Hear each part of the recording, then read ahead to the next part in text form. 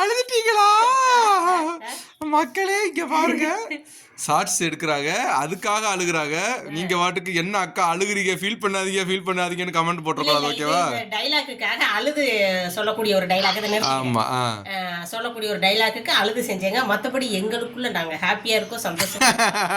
ரெண்டாவது இது only dialogue மட்டும், புரிஞ்சுக்கங்க. ஆமா ஆமா, டைலாக்